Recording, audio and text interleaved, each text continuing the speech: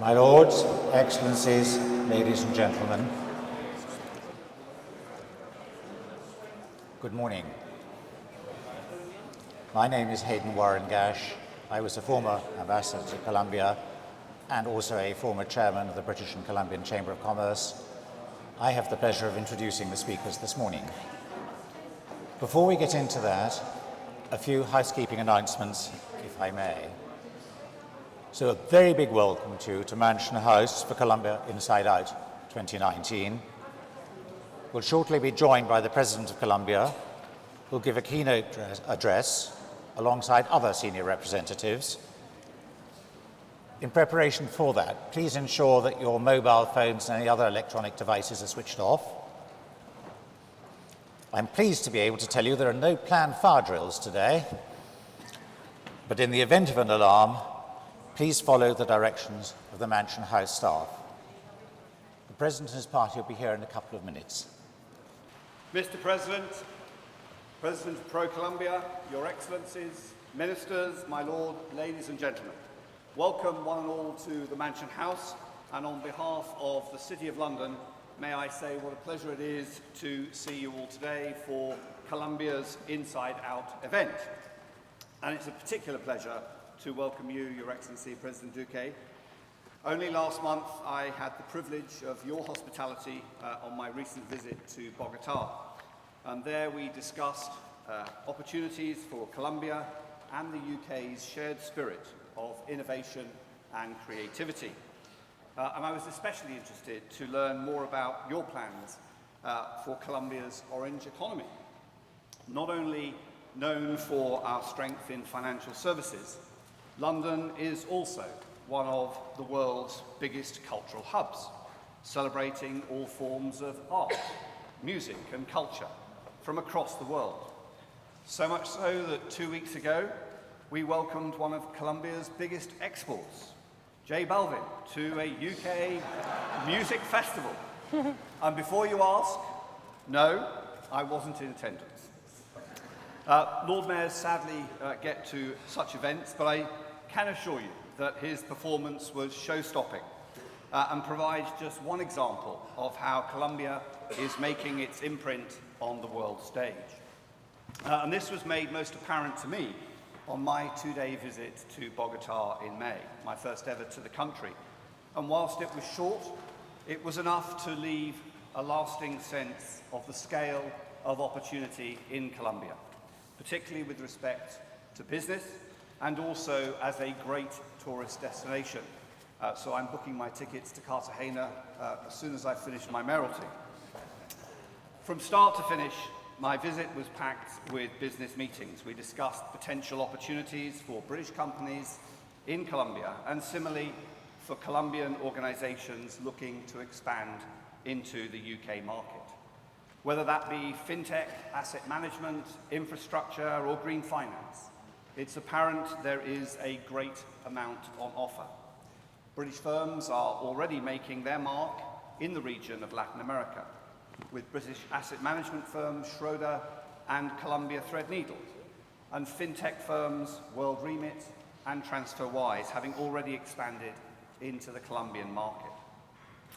There has also been plenty of interest in the UK by Colombian firms too, particularly those looking to explore the UK's world-leading fintech hubs.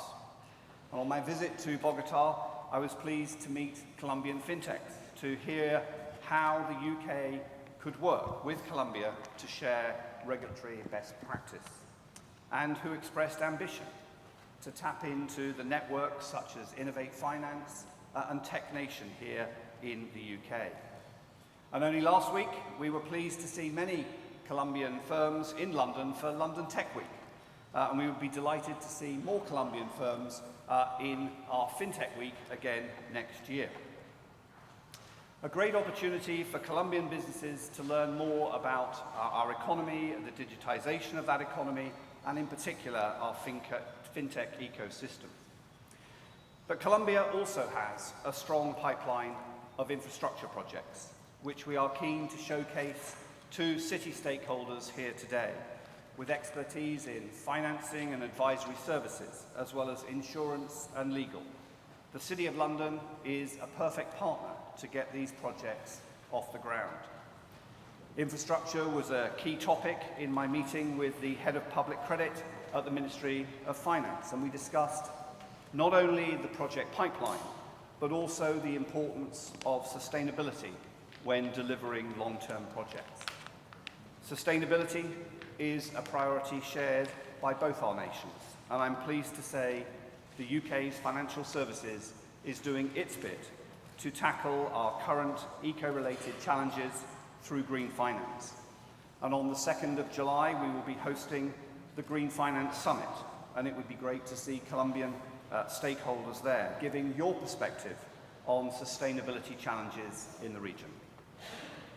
Ladies and gentlemen, whatever sector you work in, there is an opportunity present in Colombia. Today, I hope Colombian and British firms realise this opportunity, finding partnerships and furthering our bilateral business relationship, driving prosperity for all our citizens.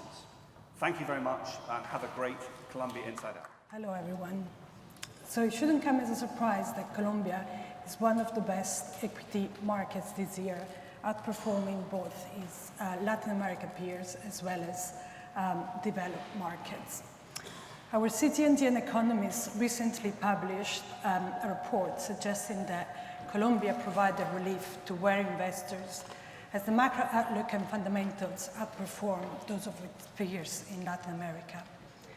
So Colombia is finally being rewarded after 10 years of progresses, bringing an end to an armed conflict, growing middle class, and pushing market-friendly reforms and diversifying away from commodities.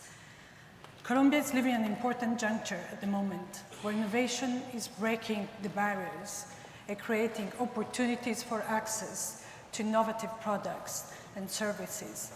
And on this, I'd like to congratulate Colombia on the launch of its first unicorn. I'm sure under the current administration, there will be more to come, and Citi will be there to assist and support.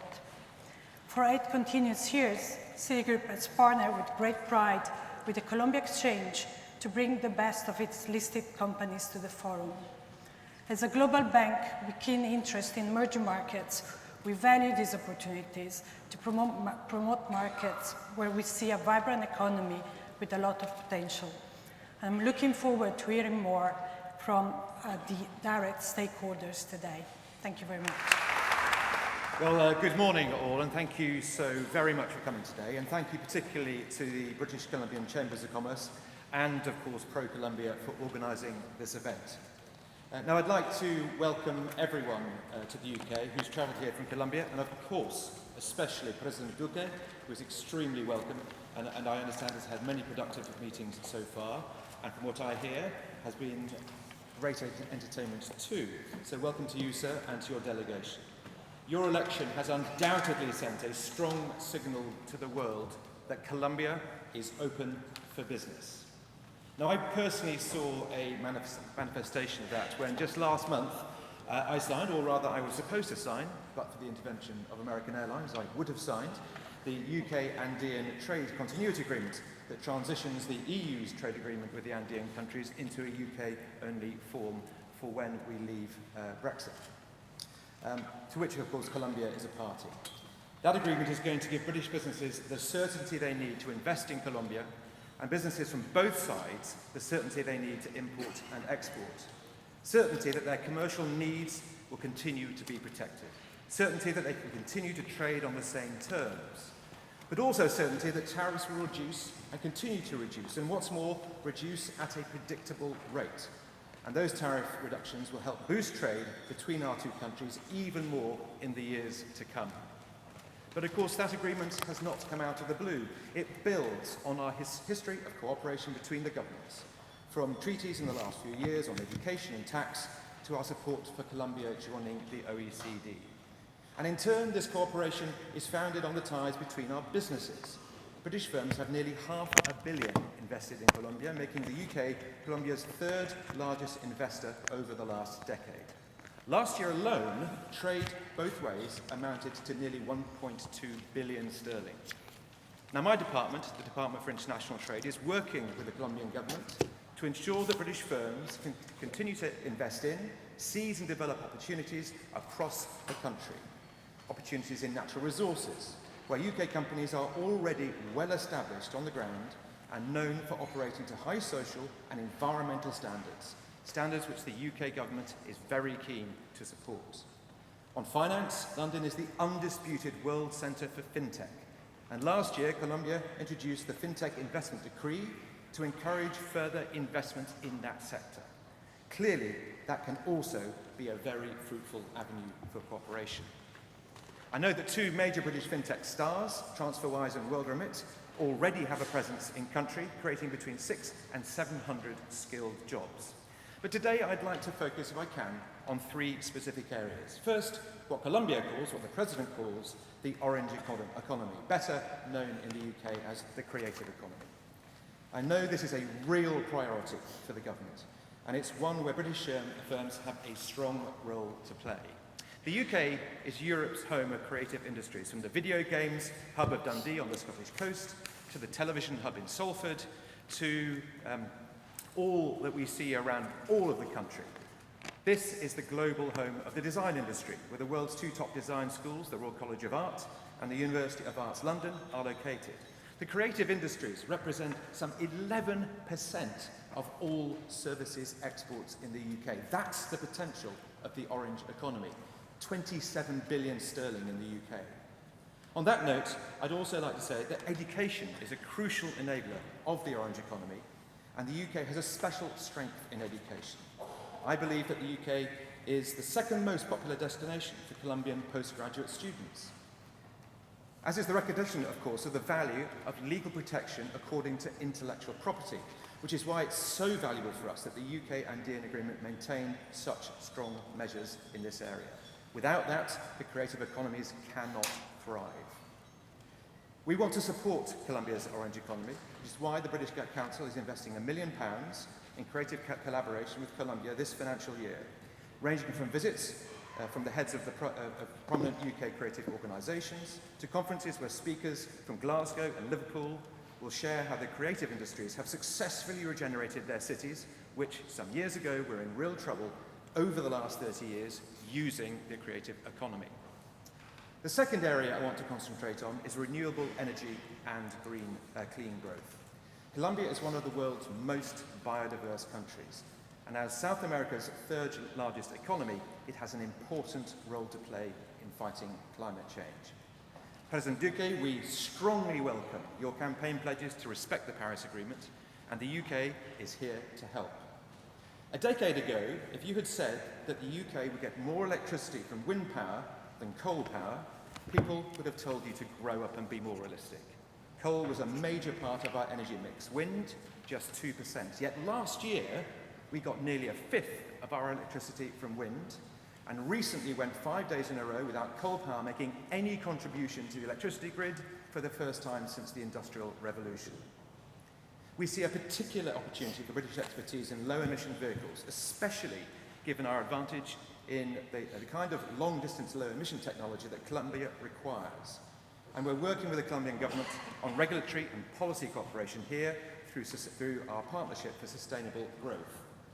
And there are also opportunities for green finance, as we've already heard, where the City of London has long been a pioneer.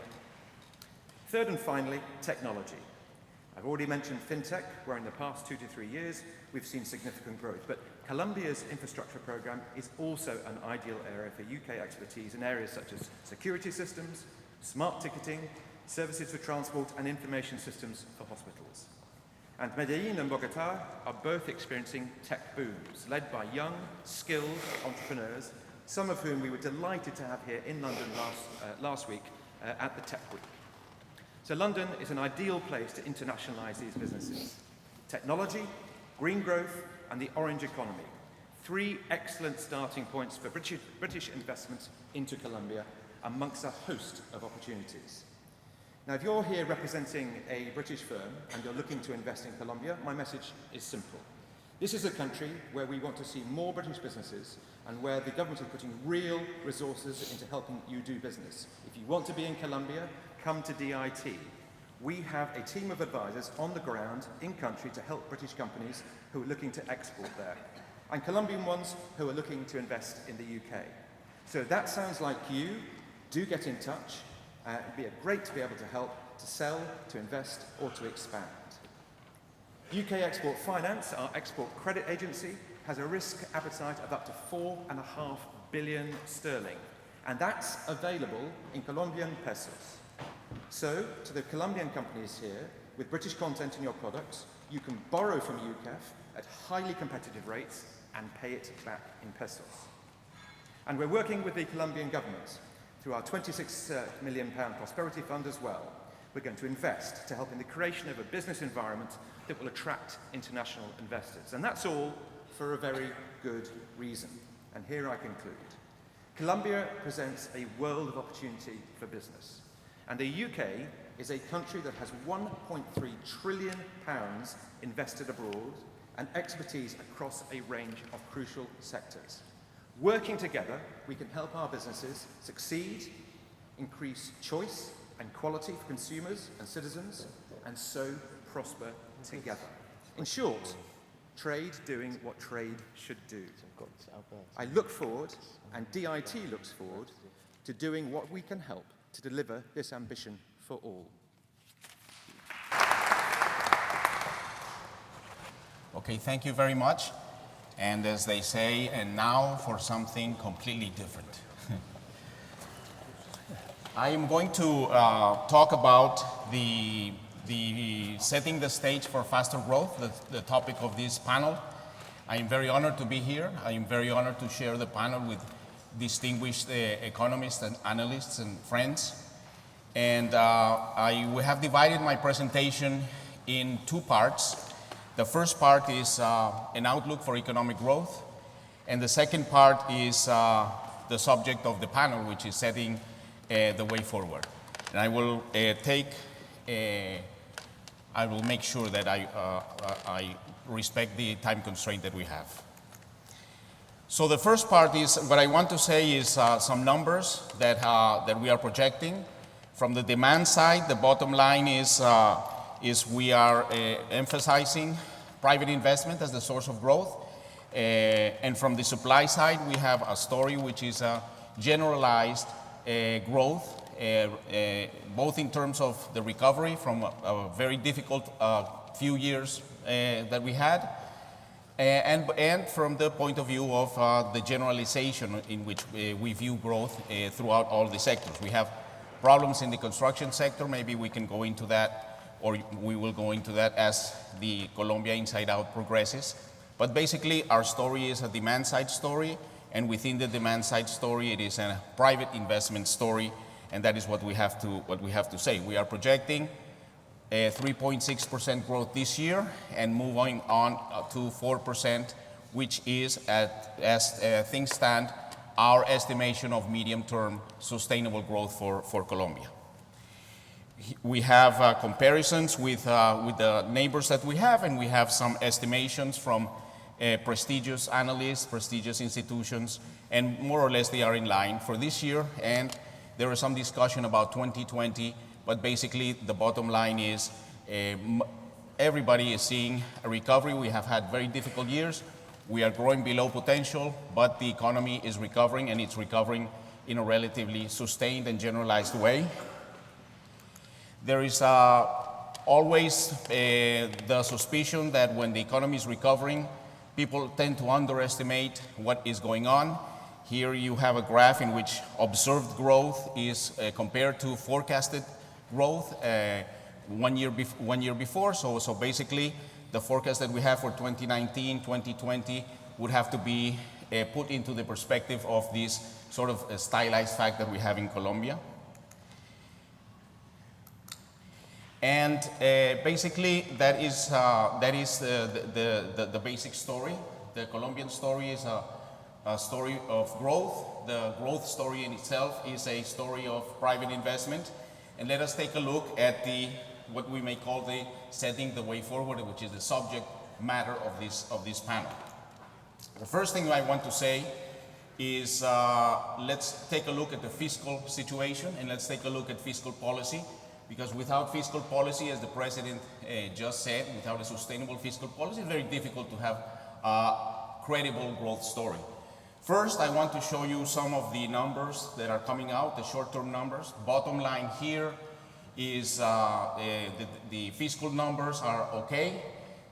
All of the fiscal goals that were set for 2018 have been met, and we are going along well for 2019.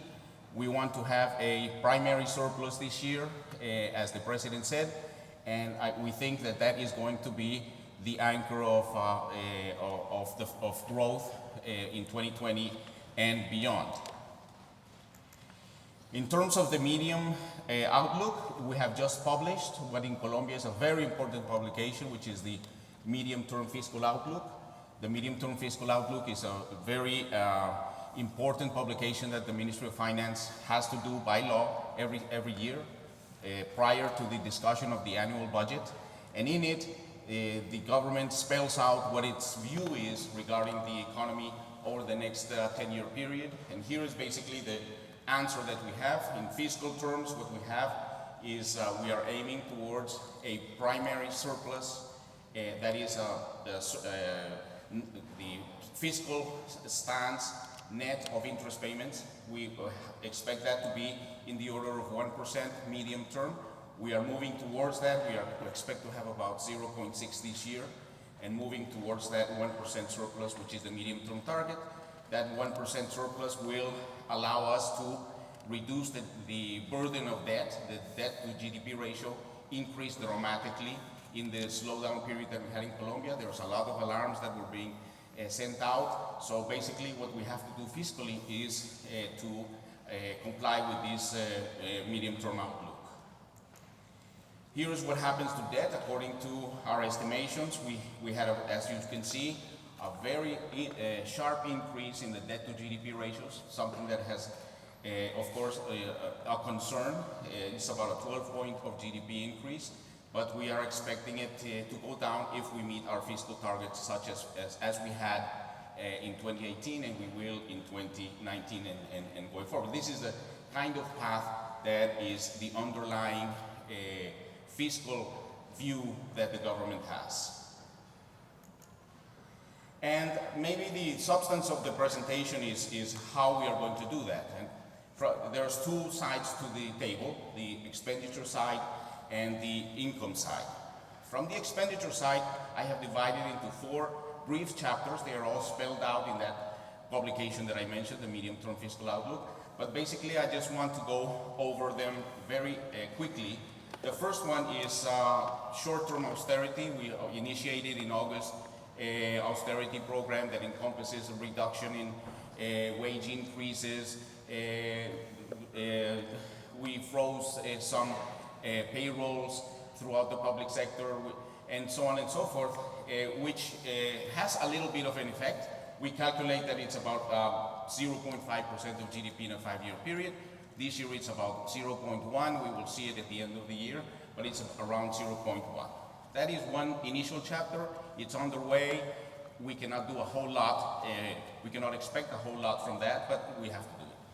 The second one is the balance sheet approach to fiscal policy.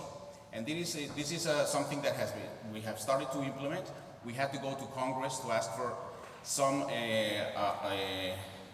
we had to go to Congress to ask Congress to give us some powers in order to implement this. But basically, from the liability side, what we have done is to, in a nutshell, to substitute very expensive debts that were in the government balance sheet of Colombia and making them more similar to market interest rate debt.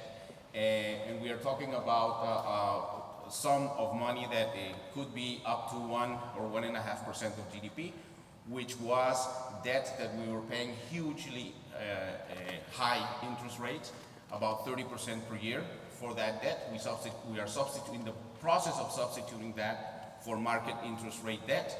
And the market interest rate for Colombia is about 5% or 6%, depending on the maturity. But you can calculate that, on a stock that is about 1 or 1.5% of GDP, that is going to be a huge effect in net present value terms. From the asset side, we have properties in about 107 companies.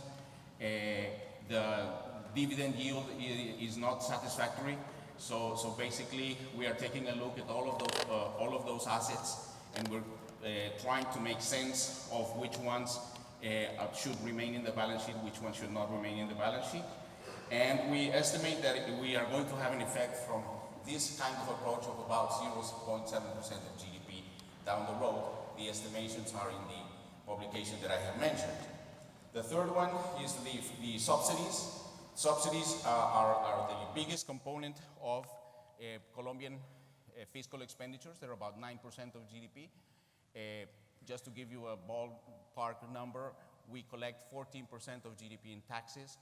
9% of GDP goes into these subsidies. These subsidies, in many cases, seem to be inappropriate. There have been a lot of studies questioning the way these subsidies are spent. Let me give you just one example. In Colombia, we have a poverty rate which is 25%. It used to be 50%.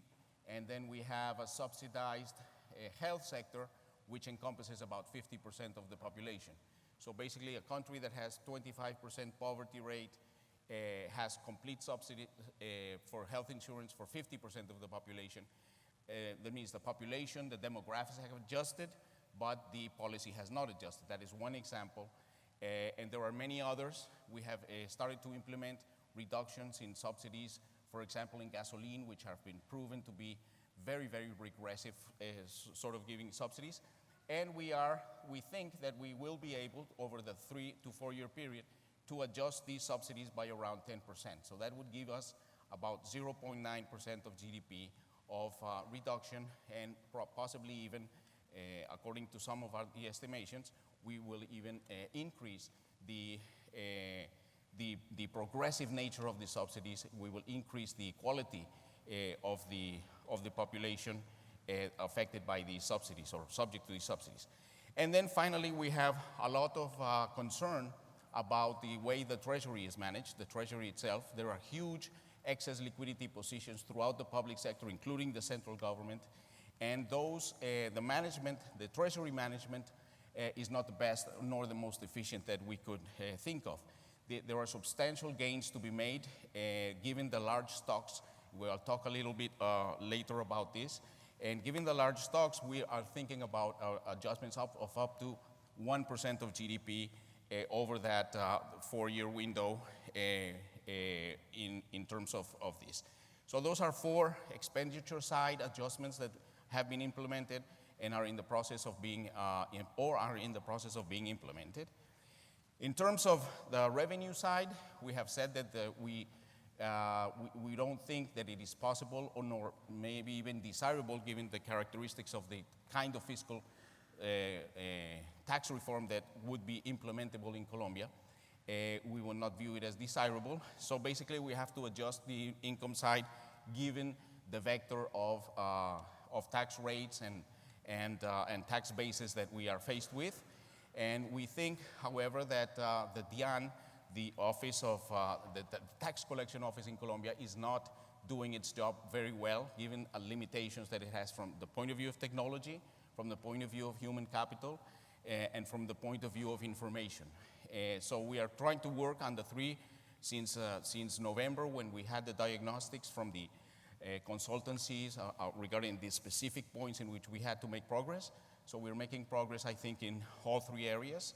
And our desire is to have the DIAN gradually bringing into form the reforms that have been implemented. As we do, we will be able to deal with tax evasion and tax elusion in ways in which other countries that have implemented similar reforms have done. We have taken a look, for example, at Mexico, which had a program in 2012 which was quite successful.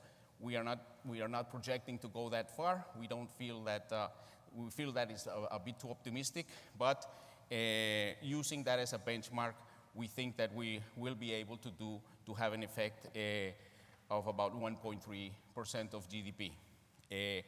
That is a combination of human capital reforms, which are underway, technology reforms, including electronic invoicing, which is being implemented in Colombia in a mandatory way, and some reforms that we introduced in the last tax law, which we call the simplified regime, which we think is very formalization friendly.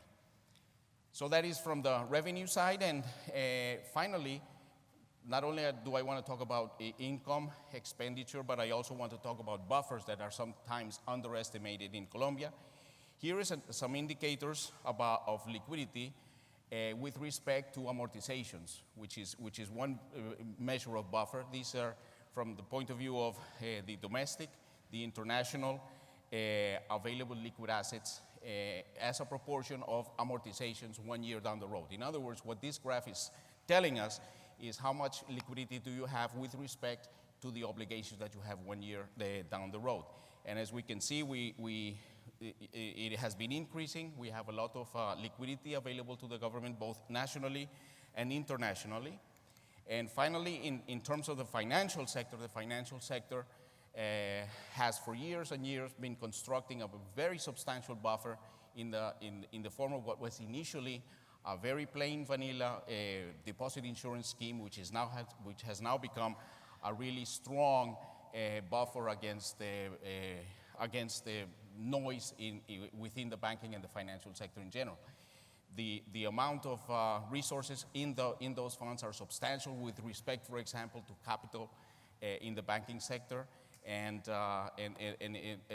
it's a resource that it would be able to deal with fairly substantial trouble in the financial sector. So, in concluding, I think the first point is that the Colombian story is a growth story, and the growth story is a private sector investment-led story supported by significant recent adjustments of incentives.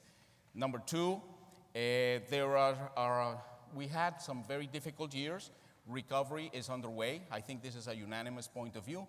Some people are considering that maybe in 2020 the headwinds from the international economy are a hindrance. We will probably talk about that down in the panel. And finally, the fiscal situation in Colombia is challenging. We have taken decisions from the expenditure side, from the income side. I think there's a lot of aggressiveness in the kind of policies that have been implemented, and we expect those decisions to guarantee, as it has usually been the historic case in Colombia, fiscal sustainability. Well, thank you very much. I think I met my constraint. Thank you, Minister. Good afternoon. My name is Julio Zamora. I am Citi's Latin American Equity Strategist, and it's my pleasure to be moderating this panel. Let me introduce to you a couple of the panelists here. You obviously know the Minister. Mr. Brian Coulton, who is the Chief Economist at Fitch. He has worked for several years at Fitch. He was also on the buy side at some point as an EM strategist for legal and general investment management. Prior to that, at Fitch, he was head of the global economics and EMEA sovereign ratings. He also worked at Her Majesty's Treasury. He has a BS in economics for the University of Wales and an MA from the University of Warwick. Next to him is Dr. Attanasio, who's the Jeremy Bentham Professor of Economics at the University College in London. And I just learned backstage that we're going to be neighbors in Connecticut. He focuses on household behavior in developed and developing countries, consumption, saving, risk sharing, the development of children, human capital. He has a PhD from the London School of Economics and has taught at Stanford University and the University of Bologna. He's also no stranger to Latin America. He has evaluated several programs for different governments, including Mexico's Progresa. He's worked in Colombia in some cash transfer programs and the pension in Chile. So with that, I'm going to jump straight into the first questions, and I think the first three questions, we'll try to keep them medium, long-term, and short-term. And I guess I would start with a medium-term question. Minister, you mentioned a lot of reforms required, and you touched a little bit in your presentation on privatization. but perhaps you could talk to us a little bit about where you see pension and labor reforms. How do you think about the timing and the requirements, and perhaps you gentlemen can talk about how you see that impacting Colombia's economy. Yes.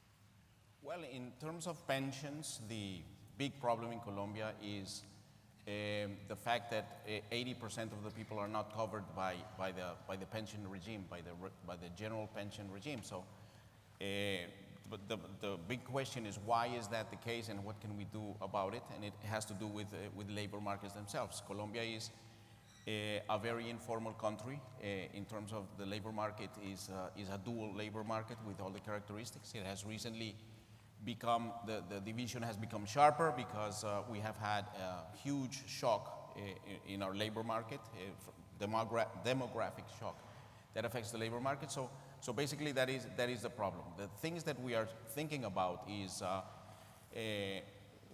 there is one significant barrier to entry, which is the fact that our constitution prohibits the possibility of giving a person a pension stipend which is less than the legally defined minimum wage. So that if the legally defined minimum wage and the productivity of labor or the average income of the workers in the marketplace were similar, that would not be a significant problem. But in Colombia, the evidence shows that there is a very significant departure of labor productivity from the legally established minimum wage. So what we have to do is we have to deal with that. So what we have to try to do, and Colombia has done it in the constitution, we introduced, or Colombia introduced in 2005 the possibility of creating perpetual or lifetime pseudo pensions which can be below the minimum wage. So what we have to do is think about ways to make that more operative, because there's not a lot of people that are under that regime. That is something that we have to do in order to increase coverage, given the constraint, which is a political economy constraint that we have in Colombia. And then there's another segment of population who has never saved anything, which we have to deal with in terms of subsidies. But there is no money for the subsidies. All the pension subsidies go to high pension people. So the reform should be, without affecting, that is the constraint, without affecting rights that are, very well protected constitutionally in Colombia. We have to think about ways in which we can make that better. So that is the central pension problem, I think, in Colombia. And it has to do with the labor market structure. And I think that, as I mentioned, we have political economy constraints that are binding in order to do the kinds of things that maybe we should be doing.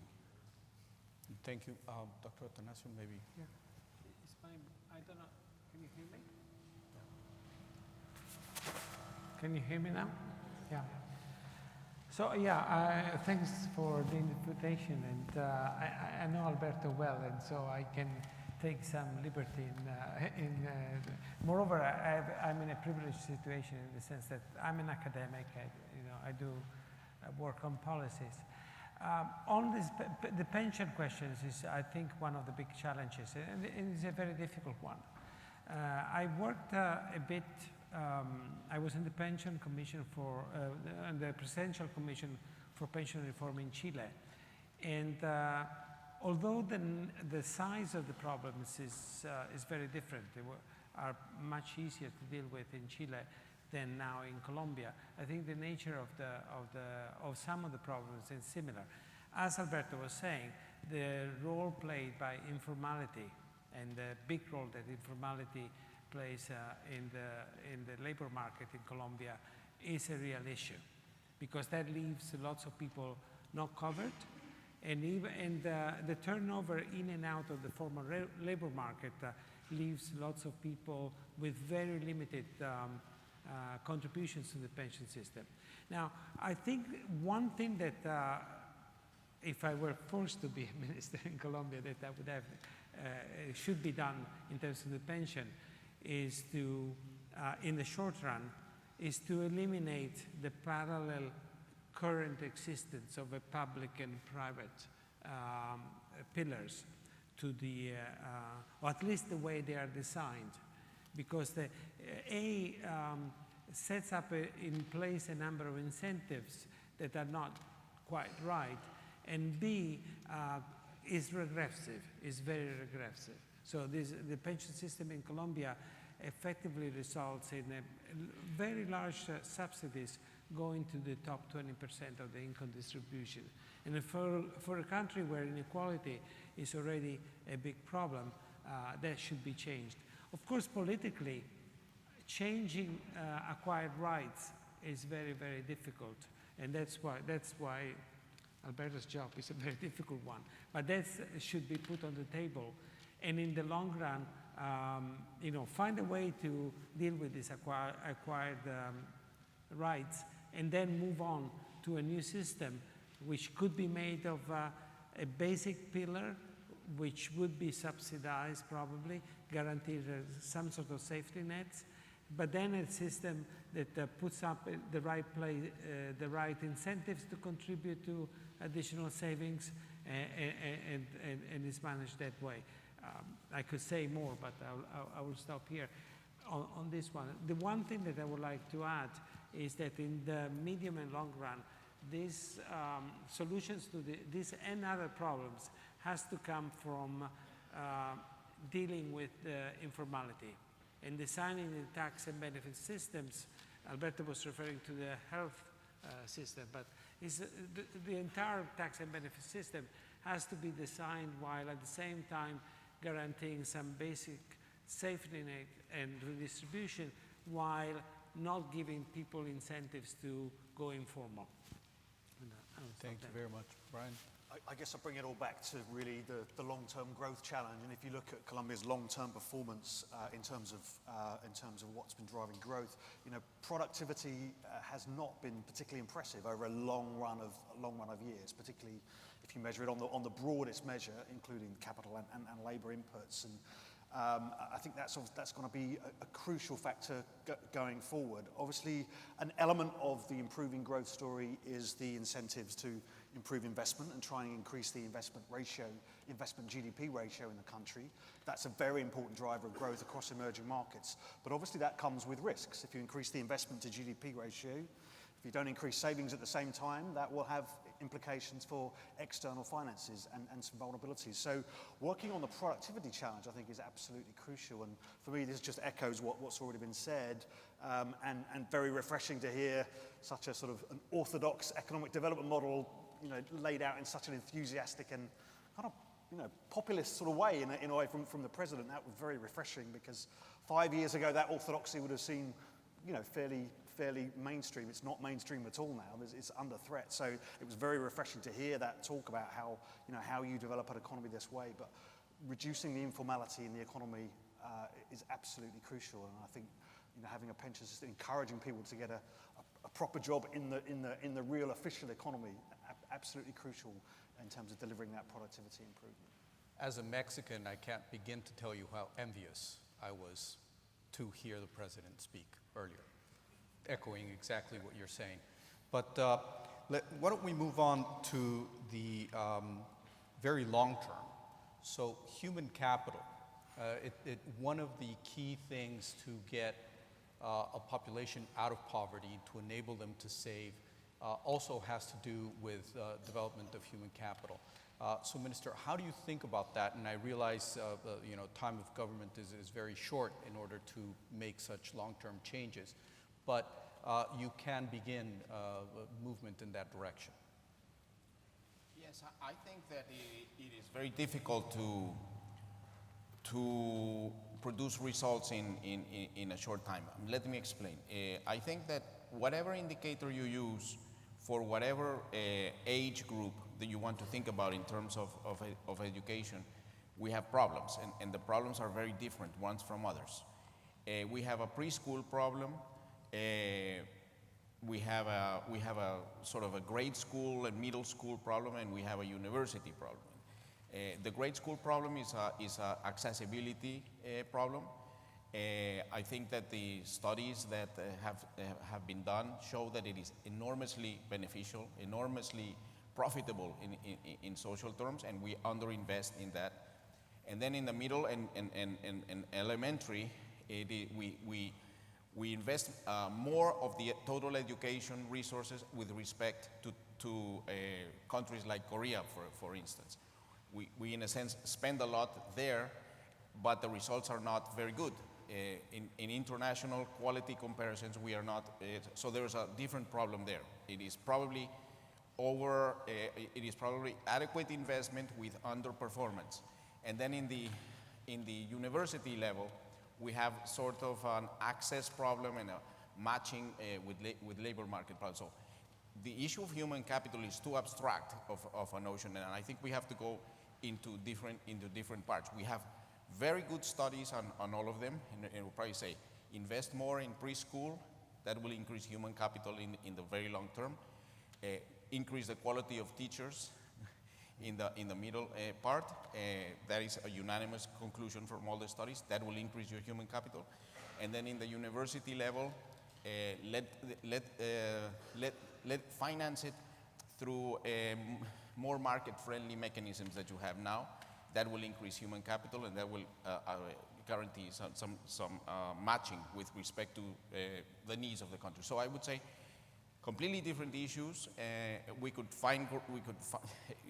even go finer into detail, but I would say they are very different problems, and it's very difficult for one individual country for one individual government to make the long-term decisions sustainable. So I think that it would have to be a part of a more broad national discussion. It has been initiated, fortunately, and I think that what this government can do is try to gain the consensus on what we should be doing, rather than starting to implement something which may make sense, but which may not be sustainable. In this area, sustainability is everything.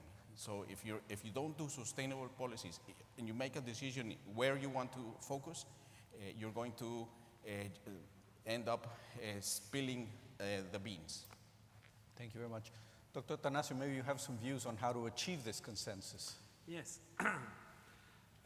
That's a very easy question to answer for me, because that I've been doing, that's been 70% of my work over the last 10 years, so it's very close to my heart. And some of this work has been done in Colombia.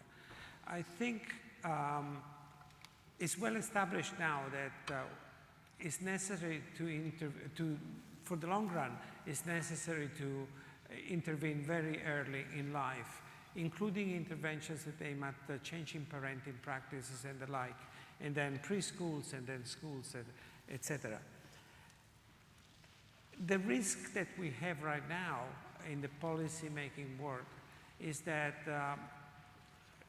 the illusion that we just throw money at this thing and we'll get something. Unfortunately, it's not very easy. It's well established that the first 3 years of life are very important. Those are years in which the children are very much in touch with the parents, and we know that we need to change parenting practices. In order to do that, it's very, very difficult. Changing behavior, like stop smoking, start doing exercise, it's the same level of difficulty. And I think the right policy is to push that and try different models. And there I want to mention one thing, that is not just relevant for early years intervention, but more generally for all sorts of policies, including saving for pensions. And I think that's the role of local authorities, communities, neighborhoods, families. I think in many parts of the world, there has been a disconnect between the people and the politicians. I'm not saying anything new here. And I think in order to fill that gap and cover that bridge is important, and that involves designing policies that for which ownership by communities, individuals, and families becomes important. Finally, the last thing that I want to say is about early years intervention will have an effect in 20 years' time. We need probably effect on productivity right now. And there have been in Colombia some really interesting attempts to design job training programs for young unemployed, which have been successful. Unfortunately, some governments ago, they decided to shut them down. I don't know why. But it would be nice to think of ways to integrate firms and young unemployed in some innovative job training programs that could give a chance to people that are not 3 anymore. They are 17, 18, 19. Thank you. Minister, maybe we can move back a little bit into the very short term, and I'm sure Brian will have some views into that, but thinking about the current situation, trade wars, global economic slowing, you alluded to that during your remarks earlier.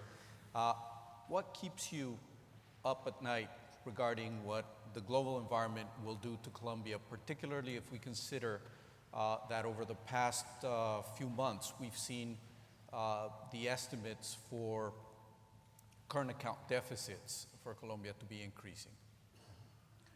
Well, basically, my career as an economist has a lot to do with the macroeconomic parts, and throughout my career, one crisis after the other. So I would divide the periods in the way I think about the problem.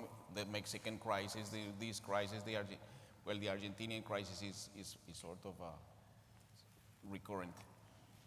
But basically, what the answer would be, I would very much fear a sort of sudden stop kind of situation in which you have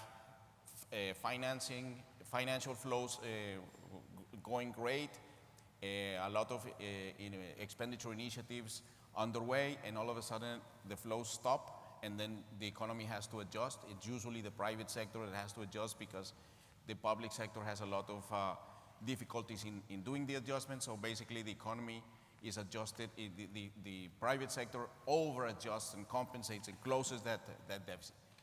So basically, whenever current account deficits increase, you sort of get that feeling that. So how do you cover that? You have to have a lot of buffers. You have to have a lot of, you have to have built up your defenses to prepare for, hope for the best, but prepare for the worst. So in Colombia, we have always taken this very seriously. Since the last crisis that we had, significant crisis, which was, 99, 2000, that period, 98, a lot of defenses have been built. Some of us think that we overdid it. But basically what I showed at the end of the presentation were a few indicators of the kinds of buffers that have been constructed. Number two is the current account in Colombia is partly the result of something that did not happen in 2000, which is the fact that investors and bondholders, both private direct investors, are taking a lot of dividends back home. The bond holders, which have become very important in the fixed income market in Colombia, are taking their interest home. So the factor income, the net factor incomes, are much larger than they were in that period. And my view on that is that they behave completely different. They would behave in the contingent scenario of difficulties in the international markets. They would behave completely different from the other components of the current account. So I would say that what keeps you up at night, unpredictable shocks to financial markets.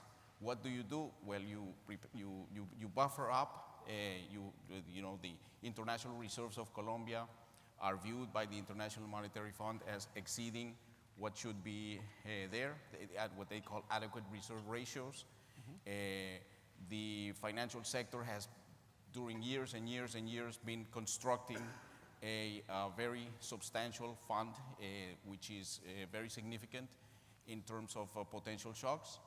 And the government itself has been also building up buffers, which, if anything, as I tried to show in the presentation, it has even significant fiscal implications. So you have to buffer up, but do it intelligently. So basically, I would say, first, the kinds of buffers and insurance policies that you have, both internationally and nationally. Second, you have to take a look at the composition of the Colombian current account, which is completely different from that situation. And number three is, of course, the existence of a current account deficit.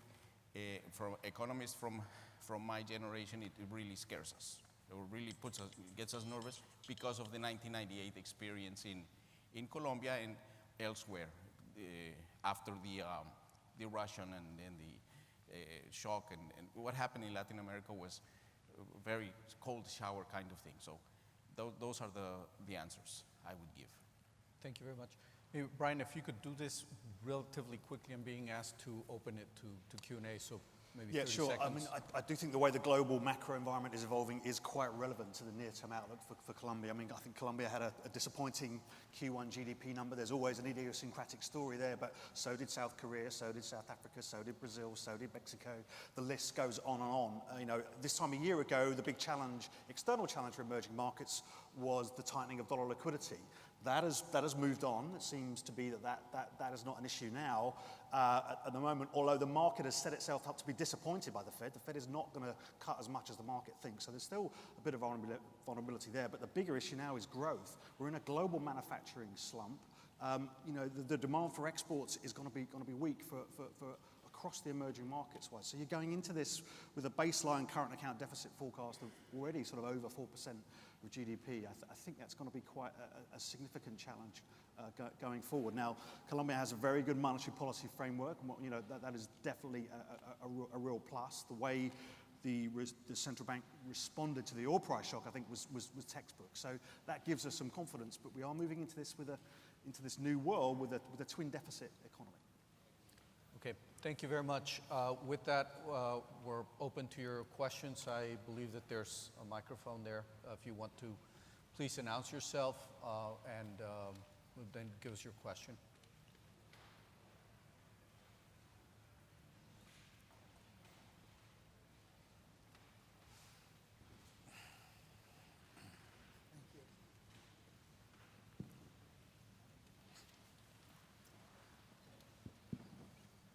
Hello, can you, yeah. Thank you very much. My name's Alexander Kennedy from the British and Colombian Chamber of Commerce. I'd just like to ask the Minister what collaboration he expects to get from Congress in order to achieve his very ambitious economic program, and what capacity they might have to frustrate his ambitions. Okay, we have an agenda with the Congress that is starts as soon as Congress initiates its sessions on end of July. We have to submit by law, we have to submit a budget. That budget has to be discussed between July and October, so that's the first item. We are going to go into the second round of a reform, which we attach a lot of importance to, in the royalties that are paid by the oil mining sectors. We want to reform that. That is a constitutional reform. So in Colombia, when you do a constitutional reform, you have to do 8 debates instead of only 4 debates, 1 in each chamber and 1 in each commission. So it gives you 8. We have already gone through 4, and it's going okay. There are some reforms in the capital markets that we want to introduce, and there is a reform in the pension system in general that we want to go through. That is being discussed. We have all kinds of round tables and the academics, labor unions, independent analysts participating in this debate, and the nature of the reform is being constructed as we speak. So that is the basic, the game plan from the July to December period, which is an ambitious agenda, as you said. Judging from experience, I think that the economics agenda in Congress did very well. We got a discussion in terms of taxes did not come out perfectly as we wanted, but it came out more or less in line with the basic ideas. We had a reform of the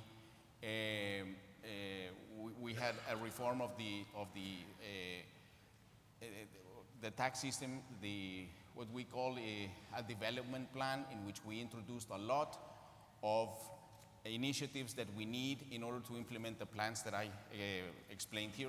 Many of them were very controversial in Congress, but Congress understood about, I would say, 80% of what we wanted to do, we got done in that plan. We had a lot of other initiatives that were initiated by Congress, which would have gone counter ways of what we wanted to do. So I think that the overall experience, or our experience from the economic side in the Congress, was very successful, and I think that it's going to be successful in terms of the agenda that I have just outlined. I'm optimistic. I think that we're going to get away with it in the Congress.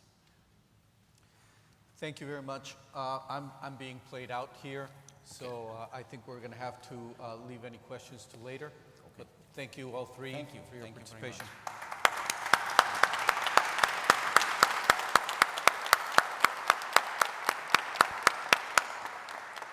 A fascinating session. I'm afraid it's a universal truth that a long technical discussion can't be held in half an hour.